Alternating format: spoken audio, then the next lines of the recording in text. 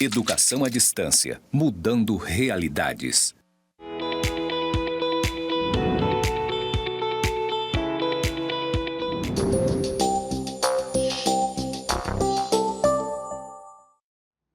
Olá, tudo bem? Eu sou a professora Natasha Alexandrino e essa é a disciplina de Direito 2. Eu sou uma mulher branca, alta, estou com um vestido branco com algumas flores e com um terninho preto e uso um óculos preto e branco. Atrás de mim tem uma parede branca escrito EAD Mudando Realidades. E eu me encontro aqui no campus do IFRO Porto Velho, Zona Norte. Vamos continuar a nossa disciplina Direito do Trabalho? Vem comigo, gente!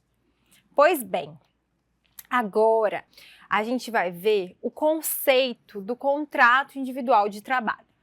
Então, vocês já podem falar, professora, o contrato individual de trabalho, ele tem que ser necessariamente escrito? Não necessariamente. Olha aqui, o contrato vai ser um acordo ou tácito ou expresso. Então, pode ser escrito ou não. Em alguns casos, necessariamente tem que ser escrito, tá, gente? Mas em outros não. E vai corresponder à relação de emprego. Tá, mas quais são as características de um contrato de trabalho? Então, a gente tem um contrato bilateral, ou seja, duas partes, consensual, oneroso. O que é oneroso, gente? O empregado recebe o salário. Isso aqui é que existe uma desigualdade entre as partes, a gente já viu isso na aula anterior, né? E aí, inclusive, tem aquele princípio que visa reparar essa desigualdade e é também um contrato comutativo, né? Com direitos e deveres entre as partes. Tá bom, mas quanto tempo ele dura? Aqui, a legislação prevê que a regra é que ele não tem, assim, um prazo, né? A regra é que ele seja por tempo indeterminado. Só que existem algumas hipóteses que ele já vai ter ali um tempo pré-estabelecido. Só que isso tem que ser excepcionalmente. E aí, como eu disse para vocês, esse prazo, se o contrato tiver um termo, se tiver um prazo determinado, isso tem que ser expresso. Então, o empregado tem que saber. Por mais que não esteja escrito, tem que estar expresso, tá? O empregado tem que ter ciência deste prazo do contrato determinado. E aí eu chamo a atenção aqui de vocês um pouquinho. A gente vai falar agora do contrato de trabalho por prazo determinado. Aonde que ele está previsto? Lá no artigo 443, parágrafo 1º da CLT. Então, o contrato por prazo determinado é aquele cuja vigência depende de um termo que está pré-fixado ou da execução de algum serviço, tá? Que aconteça ali por um prazo ou a realização de algum acontecimento previsível. Isso, gente, pode ser ou quando tem ali um serviço cuja natureza ou transitoriedade justifica a pré-determinação do prazo, ou atividades empresariais transitórias, por exemplo, uma feira, um shopping. É uma coisa transitória, sabe quando tem aquelas barraquinhas? Ou o famoso contrato de experiência. Lembrando que o contrato por prazo determinado tem como prazo máximo 2 anos. Mas se for o contrato de experiência, tá? Aí não. Aí vai ser até 90 dias. Passou disso, ele já vira prazo indeterminado, tá? Além disso, tem uma situação aqui bem importante que sai da CLT e vai para a Lei 6.019 de 74, que trata do contrato temporário de trabalho, de até 180 dias em relação ao mesmo tomador, prorrogável por mais 90. Temos também, como exemplo de contrato de prazo determinado, o contrato de atleta profissional, ali 5 anos, e o contrato de quem vai substituir, por exemplo, um aposentado por invalidez, que é até o advento do termo, ou seja, até o advento do prazo. Chama atenção aqui no outro slide para alguns contratos que têm que ser sempre escritos.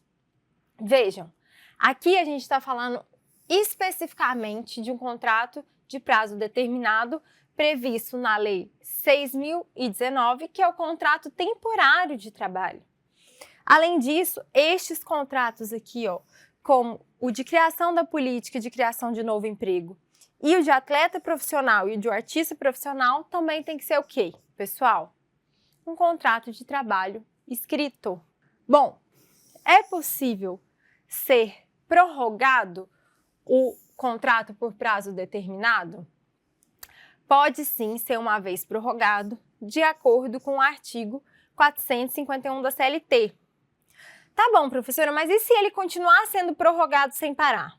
Aí, gente, vai virar um contrato de prazo indeterminado, né? Claro. Bom, entendi até aqui. Mas tá, quando chega ali aquele momento do termo, na hora de extinção do contrato de trabalho por prazo determinado, uma extinção normal, o que o empregado vai receber? Ele vai receber, claro, o saldo de salário, aqueles dias que ele trabalhou, as férias proporcionais, 1/3 de férias proporcionais, tem que fazer o cálculo, 13º proporcional e a liberação do FGTS relativo àquele período. Agora, se tiver uma extinção anormal desse contrato de trabalho por prazo determinado, aí as consequências jurídicas vão depender se existe ou não uma cláusula assecuratória do direito recíproco de rescisão antecipada. Se, por exemplo, tiver essa cláusula, aí vai aplicar os princípios normais que regem a rescisão do contrato de trabalho por prazo indeterminado. E aí ele vai ter direito ao aviso, ao saldo de salário, férias proporcionais e 1/3 proporcional, 13º proporcional, liberação do FGTS e pagamento da multa de 40%. Agora, se não houver essa cláusula, tá? Nos contratos que tenham um termo estipulado, o empregador que sem justa causa despediu o empregado será obrigado a pagar uma indenização que vai ser a metade a remuneração a que tinha direito até o termo do contrato. É isso, pessoal. Essas são as ponderações que eu queria trazer para vocês sobre contratos de trabalho. Mas lembrem-se, a regra é que o contrato tenha prazo indeterminado, em razão de um princípio, que é o princípio da continuidade da relação de emprego. Beleza? Lembrem-se sempre de ler tudo isso que eu estou falando aqui, tanto na legislação e especialmente na minha biblioteca, que é o que a gente indica para vocês. A minha biblioteca é um recurso excelente que vocês têm que usar, tá bom? Vamos agora para o próximo tópico. Agora o tópico é jornada de trabalho. Então aqui eu montei um esquema, vocês vão perceber que a duração do trabalho em si é um gênero que abrange as seguintes espécies. Jornada de trabalho, que é o tempo diário que o empregador está à disposição do empregado, prestando serviços ou aguardando ordens, é aquela jornada que a gente viu lá no artigo 7º, tem os limites da CF, e também o horário de trabalho, que é o registro cronológico do início e do fim da jornada de fato. E aí o empregador tem que ter esse controle ali do horário de trabalho, né? Tá lá no artigo 74 da CLT. E aí eu coloquei algumas ponderações aqui que eu acho essenciais vocês saberem. Bom, se o estabelecimento tem mais de 20 funcionários, vai ser obrigatória a anotação da hora de entrada e de saída em registro manual, mecânico ou eletrônico. Eu estou falando de quê, gente? Eu estou falando do registro de ponto. Bom, duas situações. A primeira, é permitido registrar o ponto por exceção, tá? Que é aquela situação que foge. Então, você tem sempre ali o seu dia a dia e aí teve um dia extraordinário que mudou. Aí você vai registrar o ponto por exceção, tá bom? E também eu trouxe essa súmula do TST para vocês saberem que aqui no Brasil não rola o chamado registro britânico. Então, o que decidiu o TST? Se o cartão de ponto demonstrar o horário de entrada e de saída uniforme, isso vai ser inválido como meio de prova e vai inverter o ônus da prova relativo à hora extra, que passa a ser do empregador, prevalecendo a jornada da inicial se ele não se desincumbir. O que ele está falando aqui? Aquele registro de ponto, certinho, de 8 a meio-dia, de 2 às 6, de 8 a meio-dia, de 2 às 6. Isso aí, gente, as pessoas às vezes atrasam 2 minutos, 3 minutos. Então, aqui, a súmula está falando o seguinte, dá uma olhadinha. Se o ponto tiver uniforme, né? Essa coisa que é, né, impossível, sei lá, não é impossível, mas é muito difícil a pessoa todo dia, 8 a meio-dia, 2 às 6, 8 a meio... Não, as coisas variam um pouco, né? Então esse registro britânico, o TST falou, não é meio de prova, e se tiver uniforme, vai ser inválido, e aí o ônus da prova vai passar para o empregador, beleza? Seguindo aqui, o que todo mundo gosta, o que todo mundo quer, e é um direito seu, direito meu, direito de todo mundo, que trabalha é receber no final do mês, o salário, tá? Mas aí, eu até coloquei aqui essa observação, que na realidade, remuneração e salário são coisas distintas, porque a remuneração ela é mais ampla.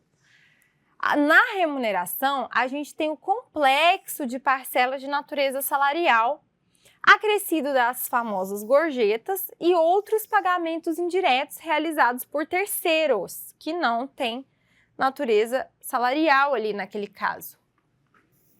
Vamos dar uma olhadinha na gorjeta, súmula 354 do TST. As gorjetas cobradas pelo empregador na nota de serviço ou oferecidas espontaneamente pelos clientes integram a remuneração, olha aí, do empregado, não servindo de base de cálculo para as parcelas de aviso prévio, adicional noturno, horas extras e repouso semanal remunerado. Aqui, gente, vocês estão olhando ali no slide, eu até fiz um macete. Eu não sei se vocês sabem o que é isso, mas principalmente para quem estuda para concurso, por exemplo, ou tenta decorar alguma parte da matéria. Então, assim, na internet vocês vão achar muitos macetes, mapas mentais, para mesmo facilitar o estudo e a gente tentar decorar. Então, o que eu coloquei ali? Gorjetas não servem de base de cálculo para o ARA. O que é isso? Então, a gorjeta não serve de base de cálculo para hora extra, aviso prévio, repouso semanal remunerado e adicional noturno. Ó, é isso, um macete. Para quem gosta, a gente acha muita coisa na internet. Contudo, eu, no meu caso, não sou muito fã de macete, método mnemônico, mas eu sei que tem muita gente que gosta. Tá bom. Embora não integre o ARA, né, que é o macete, embora elas não sirvam de base de cálculo para aviso prévio, adicional noturno, hora extra e repouso semanal remunerado, elas integram sim as parcelas de FGTS, férias, 13º salário, tá? O caso das gorjetas. E agora a gente vai falar do complexo salarial, que é o salário básico e todas as demais parcelas habitualmente pagas pelo empregador, formando o sobressalário, que também vai contar aí com adicionais, prêmios, gratificações e etc. E assim, gente, vocês já devem saber, mas o salário ele pode ser em pecúnia. O que é pecúnia? Money, tutu é antigo, né? Dinheiro. Ou ele pode ser em utilidade. Olha aí. Em pecúnia vai ser em moeda, até coloquei o cifrãozinho aqui. E utilidade vai ser o salário in natura. Mas o que é o salário utilidade ou salário in natura? Primeiro, que ele tem que ser habitual. E segundo, que ele não pode ser nocivo, né, minha gente? Então, por exemplo, se você receber, não sei se isso acontece, mas se tem é igual aquela coisa, se tem placa, tem história, né? Se tem vedação legal, porque pode ser que aconteça. Você não pode receber como salário in natura, salário utilidade, como é que fala? Um álcool, bebida alcoólica, uma cachaça, sei lá. Qualquer álcool, bebida alcoólica. Você não pode receber um cigarrão. Olha aí, ó, um cigarro. Não pode, né, gente? Ó. Então a lei fala, não pode receber cigarro nem bebida alcoólica. Isso não seria salário-utilidade, dados pelo serviço prestado e desde que a lei não exclua essa natureza salarial. Então, o que acontece? Existe um limite ali para o salário-utilidade, salário in natura, e também o artigo 458, parágrafo 2º da CLT, diz que não serão considerados salários, utilidades, essas benesses aqui. Por que o legislador fez isso? Para incentivar o empregador a fornecer essas benesses sem, contudo, considerá-las salários, senão o empregador poderia desanimar de conceder essas benesses. Então, o que ele fala? Não é salário. Vestuário, equipamento e outros acessórios fornecidos aos empregados e utilizados no local de trabalho para o trabalho. Educação, estabelecimento de ensino próprio de terceiro, mensalidade, matrícula, material didático, transporte destinado ao deslocamento para o trabalho. Olha o para o trabalho aí. Isso não é considerado salário, tá? Ah, mas eu uso o carro no final de semana, não importa. Transporte destinado ao deslocamento para o trabalho e retorno, em percurso servido ou não por transporte público, não é considerado salário segundo a CLT. Assistência médica, hospitalar, odontológica, seguro de vida, previdência privada, vale cultura, tá? Etc, etc. Não serão considerados salários. Beleza. Mas o que é, então, o salário-utilidade? Quais são os limites? A habitação e a alimentação fornecida como salário-utilidade deve atender aos fins a que se destina e não pode exceder, respectivamente, 25% e 20% do salário contratual. Então, observem aí os limites, tá bom? De salário utilidade. Agora sim, pessoal, olha aqui que interessante. Tem uma súmula do TST que vai falar do chamado salário complessivo. Então, é aquele empregador que não divide na hora do cálculo trabalhista, na hora dos pagamentos ali do dia a dia, ele não divide o que ele está pagando exatamente, ele engloba tudo. Isso não pode. Vejam, súmula 91 do TST diz que é nula a cláusula contratual que fixa determinada importância ou percentagem para atender englobadamente vários direitos legais ou contratuais do empregador. Até coloquei um exemplo aqui. Se o empregador paga, num único título, R$13.000 mensal para o seu funcionário, e aí o empregador acha que ele está quitando diversas parcelas trabalhistas, mas ele não discrimina os elementos, ele não discrimina o que ele o quê. Ele dá os R$13.000 e fala assim, bom, estou em dia, aqui eu estou pagando várias parcelas trabalhistas. Negativo, pessoal, isso não pode. Na realidade, o empregador que faz isso, ele está pagando apenas o salário básico, tá? Por quê? Porque o TST, ele veda o salário complessivo. E aí, então, para a gente encerrar essa aula falando de salário e remuneração, quais são as verbas que compõem o salário e o sobressalário? E aí eu coloquei aqui, são as gratificações, lembrando que a gente tem como gratificação mais famosa e muito esperada, né, que é a gratificação natalina, que nada mais é do que o nosso 13º, né, quem é CLT, por exemplo, o servidor também recebe. A gente tem os adicionais, que compõem o salário, então, por exemplo, um adicional de hora extra, ou um adicional noturno, ou um adicional de insalubridade, ou um adicional de periculosidade, tá? Alguns exemplos aqui. Comissões e prêmio. Tudo isso vai compor o salário. Então, a gente segue ali, vocês viram as referências bibliográficas, e com isso a gente encerra mais uma aula, agora que você está sabendo tudo sobre salário e remuneração. Muito obrigada e até a próxima aula de Direito do Trabalho.